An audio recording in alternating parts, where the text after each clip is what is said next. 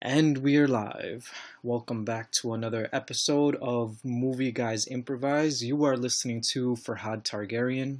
And your boy Al Rogers. Last week we talked about a mini series on Netflix called When They See Us, a masterpiece in my opinion. I think everybody who is of the proper age, since it's rated R for television, should go and check it out. But for today, I wanted to go back and talk about a fairly old movie. I mean, it's within this decade. It's a superhero film from the early 2010s, The Dark Knight Rises. Al, did you have a chance to check this movie out? I think you've seen it before, right? When you put it like that, it's been almost 8 years since the movie was released. That's true. Yeah, 2012. So yeah, closing in on 8 years. That's two college educations. That's two high school educations. Yeah. I was in college when the movie came out. I remember back in 2011, I was so. I mean, this is the reason why I decided to go with this episode. I remember way back before the movie came out, it was all I could ever think about. I was so excited for it, and then when I went to go first see it, I think I liked it a lot, but that may have been myself consciously self-convincing myself of how great it was. But in retrospect, I feel like it wasn't as good as I hoped it to be. You know what I mean? Yeah. But before we jump into, what made this movie great or things I took away from the film, let's just give our audience a quick overview. Sure. So, The Dark Knight Rises is the concluding chapter of Christopher Nolan's Batman trilogy, the Dark Knight trilogy.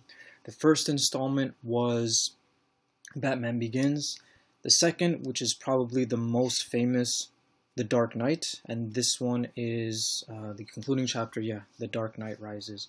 All of them are good films. I'd say overall it's a good trilogy, but there are certain things about it that make me feel like sometimes, and because of Christopher Nolan directing, I feel like people look at it and it's kind of overrated, So the Okay. So I'm a little unfamiliar with all these famous directors. What's so great about Christopher Nolan? He's just renowned. He works with Warner Brothers especially, but he's been known to direct some pretty great movies. I thought Inception was a pretty good movie. That one came out between The Dark Knight and The Dark Knight Rises. Tom Hardy is in that movie, and he works with Christopher Nolan again in this movie, Bane. Also, Joseph Gordon-Levitt, who plays John Blake in The Dark Knight Rises, was also in Inception. He also directed Memento, and I think some of Christopher Nolan's older works, gritty, realistic, and whatnot, is what made Warner Brothers choose him to direct a new series of Batman films, which began with Batman Begins.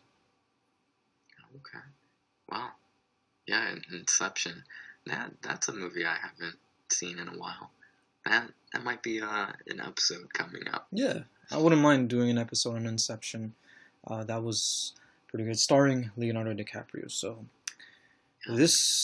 there are several things. I mean, this movie wasn't trash. I did like the movie. I still enjoy the movie. I think it's good. It's just not as good. I mean, the trilogy in general, I don't think is as great as.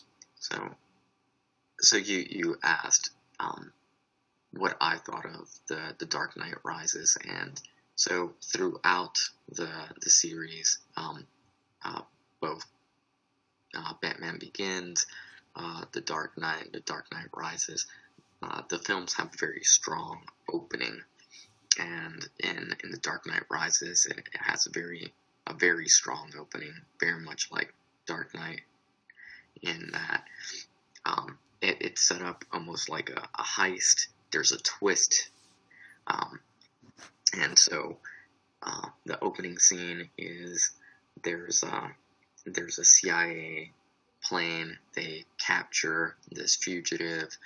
They have his face covered, and there's some confusion on this plane as to do they have the right man, and they remove the hostages. Face mask off, and it's Bane. And then this plane comes in and hijacks this smaller plane, which is where Bane and this group of CIA agents is on. And I mean, I don't even know if something like that is even remotely possible, but having one plane attached to another plane, rip off the wings of another plane, and remove people from that plane, it made for an amazing scene. Thoughts? It was absolutely. I mean, back then, I mean, this is still just a thing about Christopher Nolan. Superhero movies like to do a lot of 3D stuff. Like most superhero movies these days probably have a 3D option when you go to see them in theaters, right? Not the Christopher Nolan Batman movies. He likes to do things with IMAX, like really big picture stuff. And that was one of the IMAX scenes, was the opening scene introducing Bane. Speaking of which, though, I don't think there was supposed to be confusion on whether they had the right man. The mercenary who handed the three men over said they work for Bane, and then it's revealed that one of them actually is Bane, right? So, Right. played by the same actor Aidan Gillen. I think Aidan Gillen. Sorry, I think I may be saying his name wrong, but he's the guy that plays the CIA agent. Also plays Peter Baelish Littlefinger in Game of Thrones. This was way before I started watching Game of Thrones, so I didn't know that's what he was most famous for at the time. But yeah, so it's revealed on the plane that it's Bane. He hijacks the plane, and then once that plane crashes, and it's just him hanging on to the mad scientist Russian professor on a rope that's holding them onto the plane. I think that was a callback to a scene in The Dark Knight where Batman goes to Hong Kong to get that one person, Lau. He's just personally extraditing him back over to Okay. Gotham, and like he's holding him while he's holding onto a rope that's carrying them on a plane going back to Gotham. Remember the scene that I'm talking about? Yeah, Yeah. I didn't make that connection though. I think that was a callback to that scene. But I do agree with you that the opening was shot very fantastic. The cinematography of this movie is one of the high points. The one of the low points, I would say, are some of the action scenes, as well as the writing. So this movie establishes that Wayne Enterprises and Bruce Wayne in general is kind of going broke. It also established that Bruce Wayne, after the ending of The Dark Knight, what happened there, that he decided to just become a shell of his former self, didn't really go out in public, he just stayed indoors a lot of the time, didn't really come out. The movie then cuts to a scene where they're celebrating Harvey Dent Day at Wayne Manor, but Bruce Wayne doesn't even show himself, right? So the movie firmly establishes that. There are a lot of things about this movie that parallels the first movie, Batman Begins, a little too much, I would say. And I know it's all about coming full circle, but it makes The Dark Knight with the Joker feel like an outlier. And I'll explain what I mean by that in a second. So, the first movie was Batman Begins, and it was Batman versus the League of Shadows. The League of Shadows steals a device from Wayne Enterprises and uses it as a super weapon to destroy Gotham City. What I just described to you is exactly the same way you can describe The Dark Knight Rises. You saw Batman Begins, right? I did. Yeah, so that kind of annoyed me too. Like, I was really excited to see Bane on screen, right? And I think Tom Hardy is a fantastic actor. I liked him a lot in Venom too. Say what you will about Venom, but one of the highlights of that movie was Tom Hardy as Eddie Brock. And he did pretty good as Bane in this movie, but honestly, I felt like um, his portrayal was not as on the spot as Heath It, Ledger's was for Joker. it didn't have anything to do with that thing on his face. For me, not necessarily. I mean, for some people, definitely, because when they were doing we were just talking about the first 7 minutes of the movie, right? Like the plane hijack scene. Yeah. So that 7 minutes, and just like with The Dark Knight, the first 7 minutes, the bank heist, right? They previewed that first 7 minutes in front of a different movie before The Dark Knight Rises came out. I think it was one of the Mission Impossibles that was coming out the year before The Dark Knight Rises, and Bane's voice was different in a lot of those lines. And then a lot of people complained that it was difficult to understand what he was saying, so they re-recorded some of those lines for the theatrical release of The Dark Knight Rises, and it showed because I did hear bits and pieces of what he used to sound like, and they made him sound more clear, Okay, so it was for the better. Perhaps, yes. Okay. Now, I don't know how much you know about the history of the Bane character in the comics, but one can kind of argue that he was a little bit whitewashed, just like Ra's al Ghul, because historically in the comics, Bane was born in a prison. They kept that part consistent. His father was King Cobra, like part of this cult in the Batman universe. He was the leader of that. He impregnated a woman in Santa Priscilla, which is a fictional northeastern Caribbean island. Impregnated her and then just left. And because Durant's King Cobra was I guess kind of a criminal there, and he escaped, the corrupt government decided that his unborn child, would serve out the sentence of his father. So the woman gives birth to Bane in prison, and he is automatically just stuck there as an inmate because of the sins of his father. Literally. Does that make sense? Okay. So that's a long and complicated history of Bane, but okay. Yeah. No, the Bane I remember from I want to say it was back when George Clooney was Batman at some point, right? Yes. Where there was a story, and there was Poison Ivy was in this movie, Mr. Freeze was in this movie. It was Batman and Robin. Okay.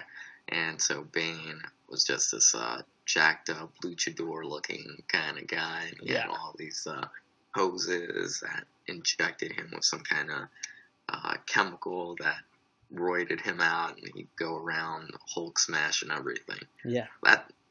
Which was not the case for this Bane. This Bane was more of a criminal mastermind. Yes.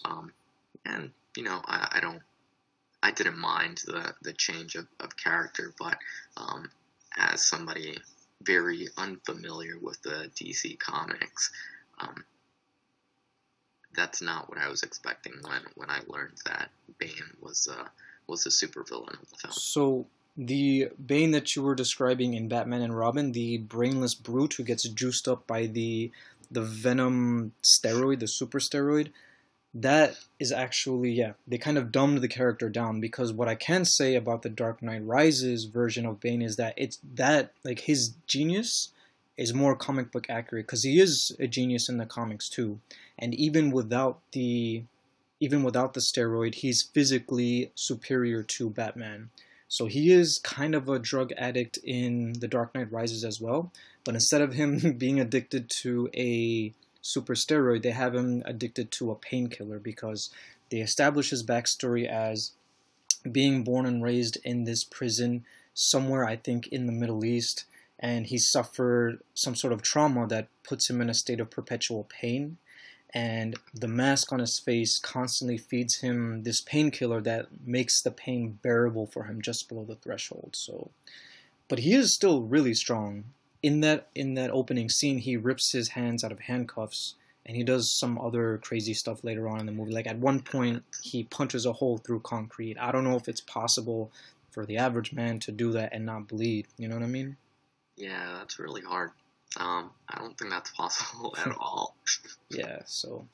But then again, so during the film, Batman also puts on some really crappy looking leg braces, and all of a sudden he can kick through walls.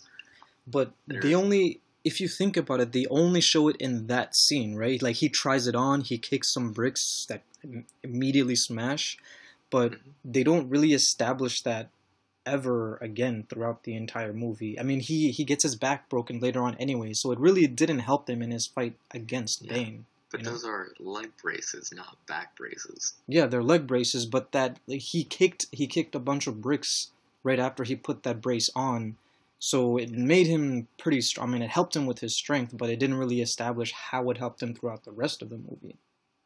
It's just I think they show that scene to get the audience to assume that, okay, now Batman, when he's fighting, he has support of those leg braces, and he's not. That's why he's not limping around anymore. Um, but if you're getting kicked by somebody who can break through bricks like that, man, you're gonna have a bad day. Yeah.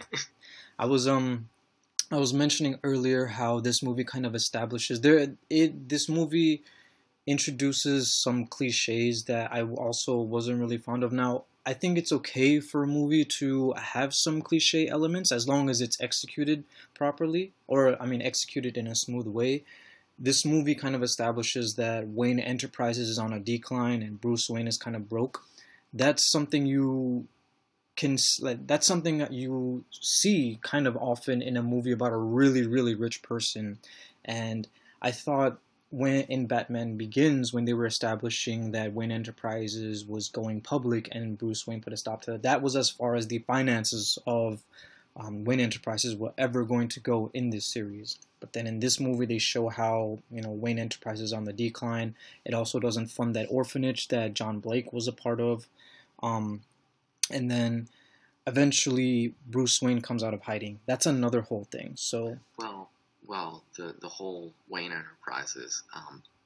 Well, don't forget that in this film, part of Bane's attack on Wall Street was specifically to rob Bruce Wayne of his fortune. Well, here's another thing with that though. How did that even happen? I mean, how did that go through? Because that was a hostile. In real life, that clearly they would have reversed those transactions. That would never happen. I mean, that was in the newspaper the next day, right? Like Bruce Wayne goes up to Wayne Tower, and the other character Daggett, who's trying to low key take over Wayne Enterprises, is like, you made a lot of dangerous trades and lost a lot of money. You have got to go. But they were obviously fraudulent trades. There were like, I don't know, hundreds, maybe 1,000 witnesses that were there when Bane was, you know, taking over the Gotham Stock Exchange. So that I know you're supposed to suspend belief when you're watching movies, but that's a hard one to, like, you know, forget about. So so that happens. That was another thing. But with Bruce Wayne just going broke, being depressed in Wayne Manor and then coming out, a lot of these movies establish secondary villains. Like in Batman Begins, the secondary villain was Scarecrow. In The Dark Knight, the secondary villain was Two-Face. In this movie, I guess it was Catwoman, but I think the Riddler could have made an interesting secondary character, and this is the reason why. So eventually, yeah, the Riddler, because the Riddler, I think, historically is obsessed with finding out who Batman's secret identity is. So yeah, in this film, it's like almost everybody knows who Batman is. I don't think there was a person in the movie who didn't know who Batman was. Well, the general public, I meant, still didn't know who he was. But you're right. Yeah, I mean, the character John Blake knows who Batman is just from a look on his face. So yeah, you are right in that regard. And then the look on his face. Yeah, that's what he said. He's like, I've seen that look on your face before. So that's what he said anyway when they were meeting for the first time, and he was just letting him know, I know that you're Batman, but what I'm trying to tell you is there's an 8-year gap between The Dark Knight and The Dark Knight Rises. So 8 years goes on with no Batman on the scene and no Bruce Wayne either, because he just stays inside Wayne Manor. Then one day Bruce Wayne shaves and shows his face in public, and they make a big deal out of that. Like, oh, it's Bruce Wayne, like, you know, what's with the cane and stuff, because he's walking around with a cane and a suit, right? Then the next night, Batman shows up for the first time, and that's on the news too. Batman shows up again in 8 years or whatever. So one night Bruce Wayne comes back out into the public. The night right after that, Batman comes out into the public, and nobody makes that connection. So that is the reason why I feel like it would have been interesting if they decided to have the Riddler as a secondary villain in this movie, but they didn't. They also had Catwoman. Anne Hathaway is beautiful. She's a great actress, but I don't think that she didn't really seem like the type to be Catwoman to be. Now, I'm not trying to say she didn't do a good job as Catwoman, because she did. She just doesn't seem like the type to be Catwoman. But she did do a good job, a good portrayal, in my opinion. I think. I mean, she wasn't Halle Berry Catwoman, but I think she played her role well.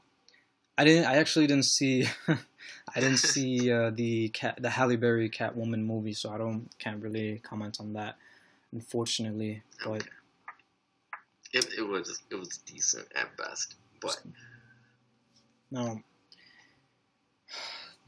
They fight and then eventually they fight for the first time, right? Because Batman trusts those fight scenes. Kind of weak, yeah. Very weak. Yeah. Very fake looking too a lot of the time, unfortunately, you know?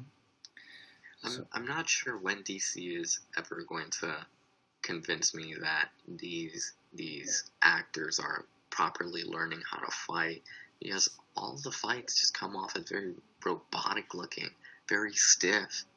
I don't know. So let's look at a couple of the fight scenes, right? There was one scene where Batman and Catwoman are on the roof doing a fight. What did you recall that scene? Yeah, that was that scene where Catwoman is going after Daggett for the clean slate, and then she gets surrounded by League of Shadows folk, and she's like, "Stay back, I'm not bluffing." And then Batman shows up saying, "They know, they just don't care." And then they fight together for a little bit, and Batman says to Catwoman, "No guns, no killing." And she's like, "What's the fun in that?" That's the scene you're talking about, right? Yeah. What was your overall take on that fight scene?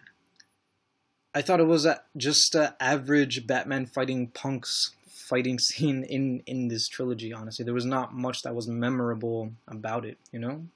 The only memorable fight scenes to me, and they honestly were not that great, were the two where he fights Bane. The first where he loses, and the second one that he wins. Yeah.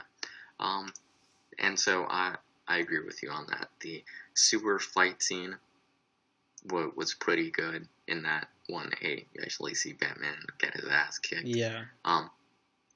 But there was a lot of meaning in that fight scene. But after Batman gets broken, literally gets his back broken on that fight, how that scene transitions to Batman being imprisoned, that was an awful transition.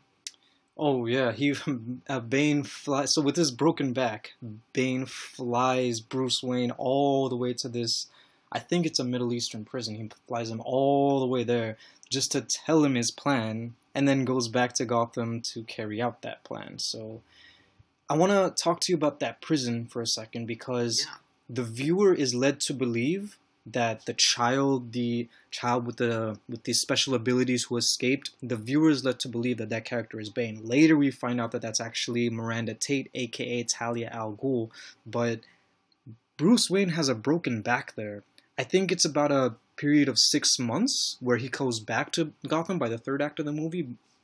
I am not a student of medicine, but I think it's supposed to take longer than 6 months to have a broken back be fully recovered, or at least a dislocated back, right? Because the other inmate said something like, there is a vertebrae protruding from your back, it has to be put back. So yeah, I'm with I think that's gonna take significantly more than 6 months to recover from something like that.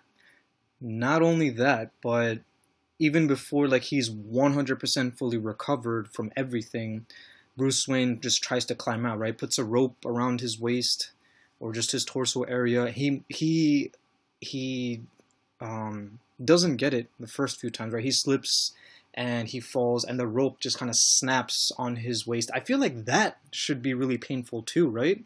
Wouldn't a shock like that possibly kill somebody? But nobody dies from, well, Bane does say many have died trying, but I feel like having a rope tied around your torso waist area and you're trying to climb and then falling and then suddenly Yeah, snapping because because it's tied around you. I feel like the shock from that could be seriously painful, if not fatal, as well. Am I right? Or yeah. I think so you're on it. Yeah, you can definitely break your back doing something like that.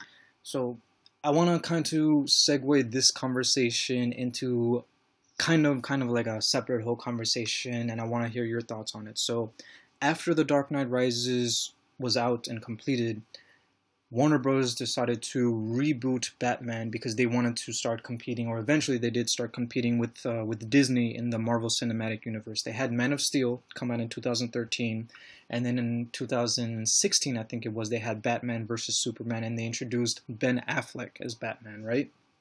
Hmm. I think instead of recasting Batman, they should have just adopted The Dark Knight Rises as the first three films of the DCEU, the DC Cinematic Universe, the extended universe. And Okay. the reason that they didn't do it was because Warner Brothers wanted to respect Christopher Nolan's vision.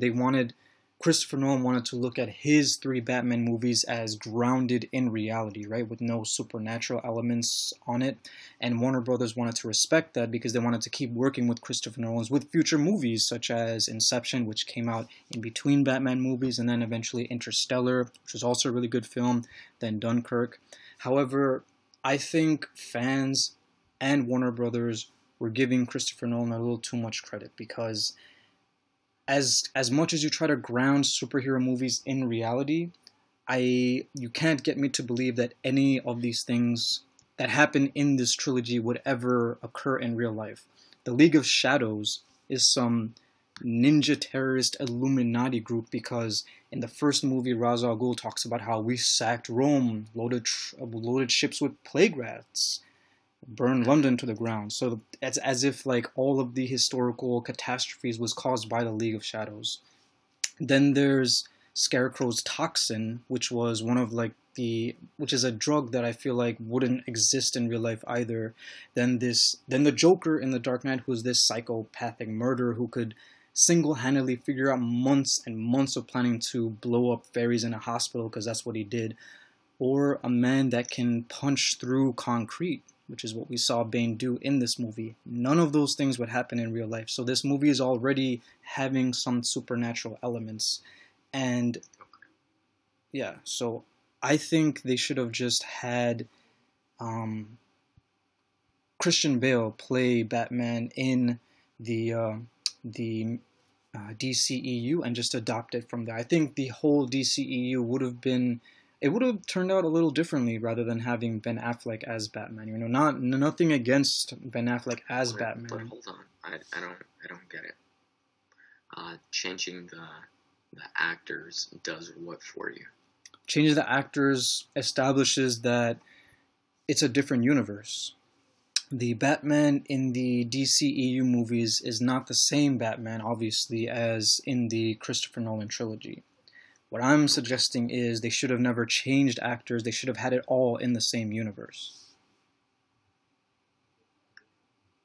okay, but with that comes having to limit who plays your supervillains. I mean, well, one, think about it.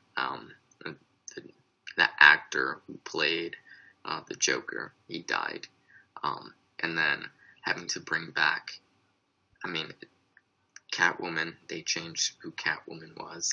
They changed a lot of the secondary characters, and so I mean, it's not a perfect world. So Is there a Catwoman in the DCEU though? If there is, I completely no, no, no. forgot. So you're right. There isn't yet an established Catwoman in the DCEU, but I'm just using Catwoman as an example, as a character that has already been changed multiple times. So So as far as the Joker goes, I didn't see Suicide Squad, but from my understanding, Jared Leto's take on the character unfortunately did not stack up to Heath Ledger's. Now, things like this have happened in it the was past. decent.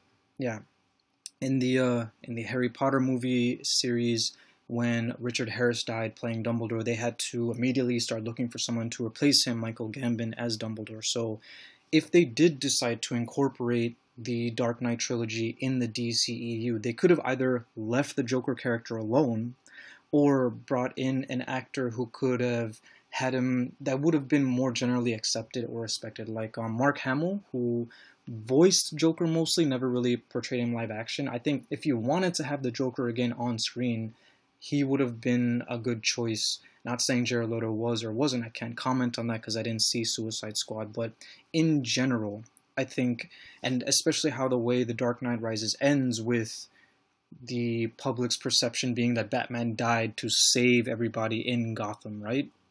And Bruce Wayne is off in some getaway spot with Selena Kyle. Alfred sees him and just nods at him, so he just lives a quiet life from that point forward. But Bruce Wayne is really, really famous, right? So I feel like people would recognize him as that person at that coffee shop or wherever he was. And it ends with the John Blake character donning the Batman costume to be the new Batman. I wasn't fond of that either, man, you know? And Oh, and so okay.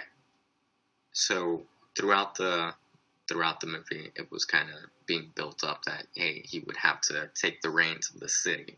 Um, but if he didn't do that and he were to play a secondary role as Robin, um, what are your thoughts on that?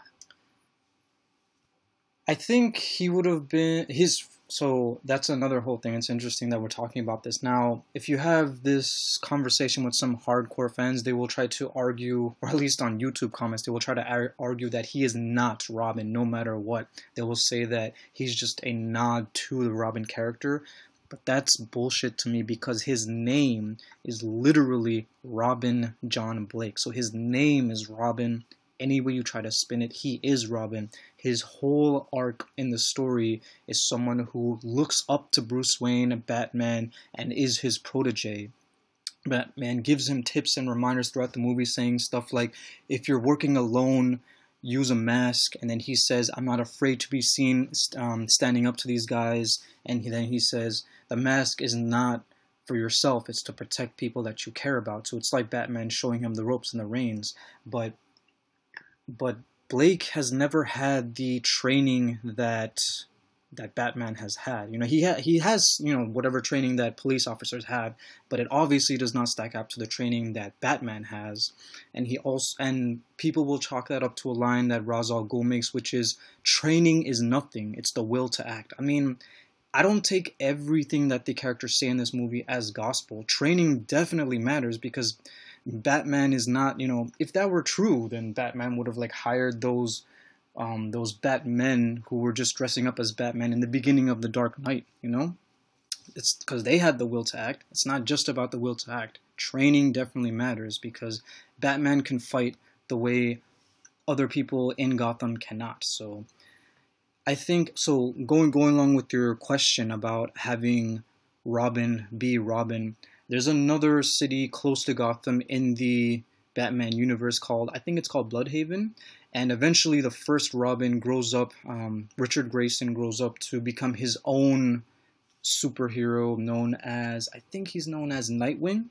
And he just protects Bloodhaven. So I think if they had established that John Blake becomes Nightwing in a different city and some way, somehow Bruce Wayne just comes back to Gotham in order to set up for the Man of Steel movie all coming together, I would have, like that would have worked for me. I understand that what I'm saying here about the Christian Bale, Bruce Wayne character, Batman, being a part of the DCEU probably wouldn't have flown with everyone, but it would have worked for me personally, as opposed to having the newly rebooted Ben Affleck Bruce Wayne character as Batman, you know, because a lot of people, this episode is not about Batman versus Superman Dawn of Justice, but a lot of people didn't like that movie either.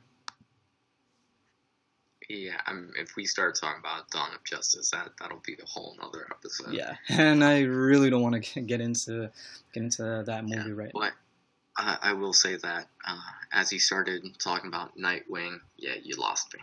You completely lost me. I'm not very well versed in the Batman comics. Okay, so there in the Batman comics, I won't bore you with all this, but I'll just try to summarize it really, really quickly. There have been several different Robins who Batman has worked with, right? The first one, Richard Grayson, eventually, like as time goes on, he grows up to become a young man himself and becomes his own, solo superhero known as Nightwing. He goes from Robin to being Nightwing, and then eventually Batman hires a new Robin that goes by the name of Tim Drake. So historically, there have been several different Robins. The first one becomes Nightwing, and I think they could have just established Joseph Gordon-Levitt's character as that if they went with an extended universe with the Dark Knight series. But you make it sound like he would need to have spent at least some time as Robin, learn the ins and outs of being a superhero, right, and then transition to Nightwing. But if Bruce Wayne came back to Gotham, he would have had that training because Batman himself could have trained him. Okay, sure. That's fair.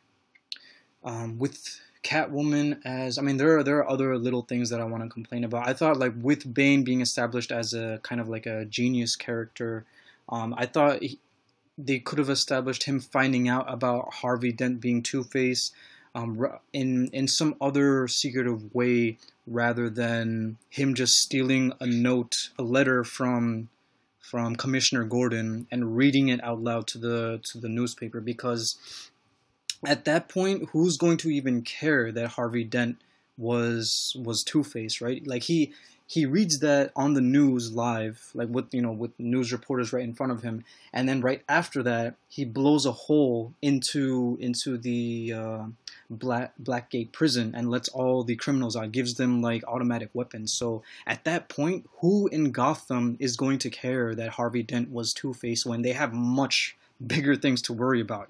Bane just unleashed criminals onto the streets of Gotham. There's barely room for people to care about that, So there's that. Yeah, but that was in a different movie completely. That was all in the Dark Knight. Right, but the Dark Knight ends with Batman covering up Harvey Dent's crimes as his own.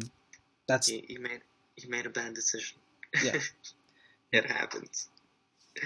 And the whole movie is based around lying and having the truth, letting the truth have its day.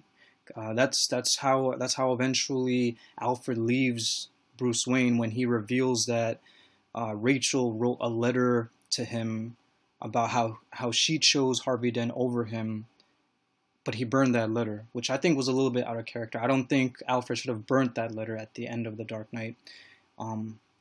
With the Catwoman character, she kind of betrays Batman a few times. She says, like, when she brought him over to Bane, she says, "I had to find a way to stop them from trying to kill me." Batman says, "You made a serious mistake." And then they fight. Say that again. I don't think I could do that again, but that's what he says to Catwoman. Then she tries to leave. She doesn't try to help him. She just tries to leave Gotham. Then she gets arrested.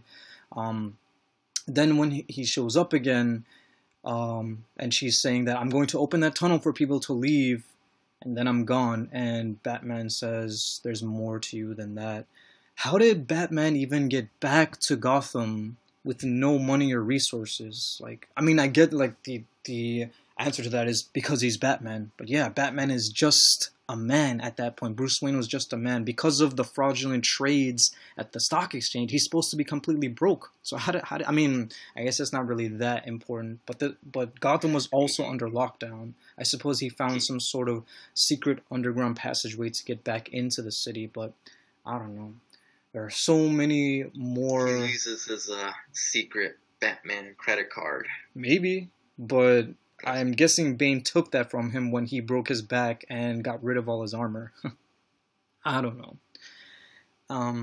I could go on and on about the gripes of this movie, like things that bother me, but since we are nearing this is all you looking back on the film. Yeah. Because, I mean, initially, you thought very highly of this movie, and now you can look back and see all these flaws.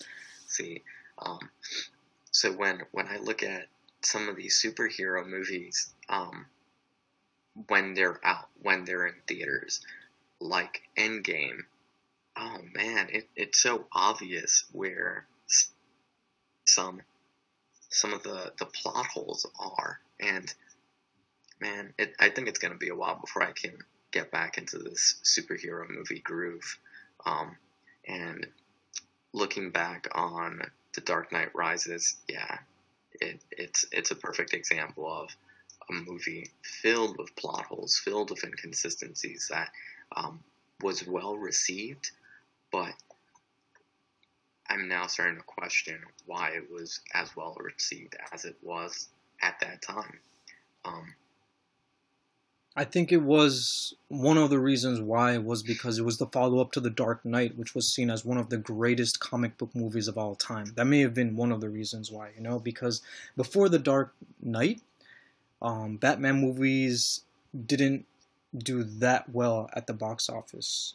Batman Begins did something around, I think, 300 to 400 million dollars worldwide, and then there were the other movies before then: Michael Keaton, Val Kilmer, George Clooney, like you said. That was one whole series of Batman movies, and I don't think any of those broke 500 million at the box office even. So The Dark Knight was the first one that really blew up in that regard, like 500 million and up. And I have more thoughts to share on The Dark Knight Rises, but I don't, since like we are nearing the end of this, I love to talk about it more, but we should start getting into ratings. And you were mentioning that when you see a movie like a superhero movie for the first time, you get wowed by it, and you have certain feelings for it.